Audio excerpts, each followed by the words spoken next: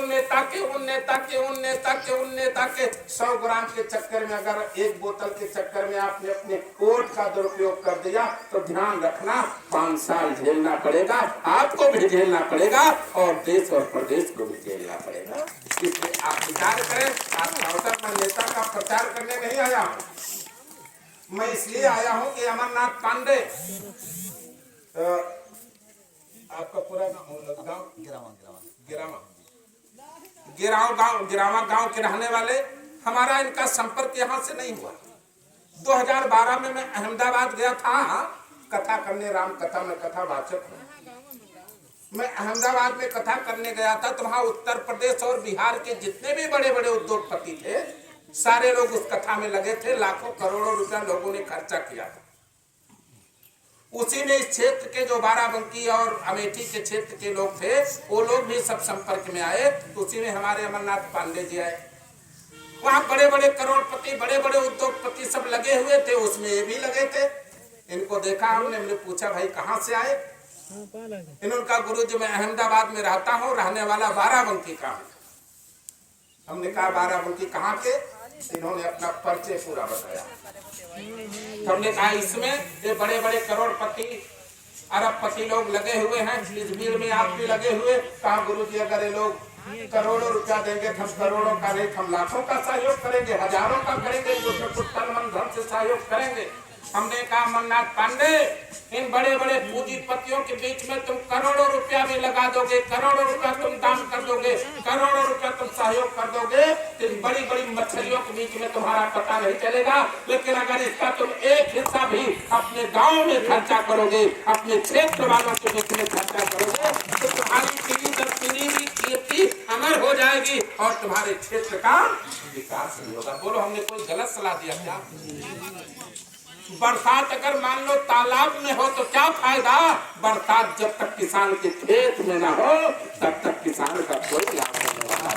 हमने कहा अमरनाथ पांडे, अहमदाबाद और गुजरात के पूंजीपतियों के बीच में तुम अपना करोड़ों रुपए, अपना नाम बढ़ाने के लिए, नाम कमाने के लिए तुम करोड़ों रुपया खर्चा करोगे, लेकिन गुजरातियों के बीच में तुम्हारी कोई पहचान नहीं बनेगी। लेकिन अगर इसी का कुछ अंश तुम अपने हैदरगढ़ क्षेत्र, अपने तिलोई विधानसभा में खर्चा कर दोगे तो तिलोई विधानसभा के जन जन का कल्याण होगा और तुम्हारा और तुम्हारे पूर्वजों का भी नाम अमर हो। बोलो सही है गलत?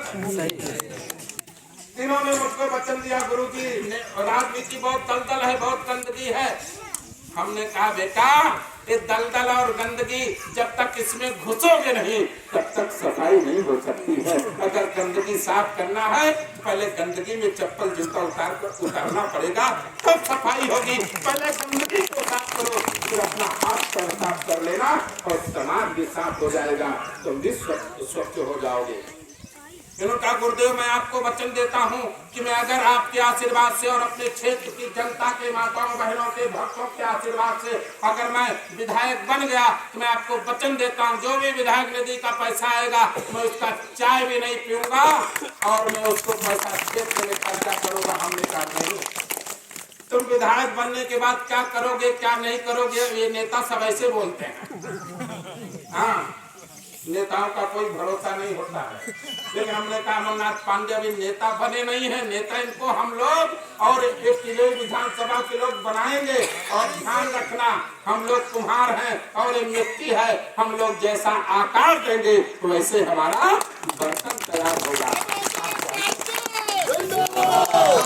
इनको बिगड़ा हुआ नेता दारू पी करके दारू का पैसा लेकर के और देने वाले हो जाएंगे, उसका पैसा लेकर और देने वाले, तब तो नेता बिगड़ेगा।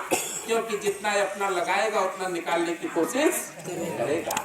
इसलिए हमने कहा देखो तुम ईमानदारी के साथ क्षेत्र में काम करो और सबसे ज्यादा जरूरी है समाज में शिक्षा। इसलिए तुम गुजरातियों से पैसा मांगो। हमारे देश का पैसा गुजरात में गया और तुम गुजरात का पैसा ला करके तिलोई विधानसभा में 2 इंटर कॉलेज ऐसा बनाओ।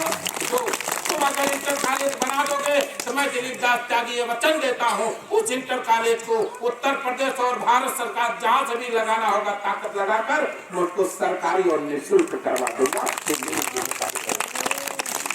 अब बाकी फैसला आपके हाथ में। अमरनाथ पांडे आपके हैं, आप अमरनाथ पांडे के हैं। ठीक है, हमारा आशीर्वाद आपके लिए भी है और हमारा आशीर्वाद इनके लिए है। थोड़े कहना ज्यादा समझना, आचार संहिता चल रही है और आप जानते हैं हम तो आचार्य हैं भी, हम तो आचार परंपरा का निर्वहन कर रहे हैं, हमको तो आचार्य की मर्यादा में ही रहना। आचार संहिता का मतलब है आप अपने आचरण में रहें।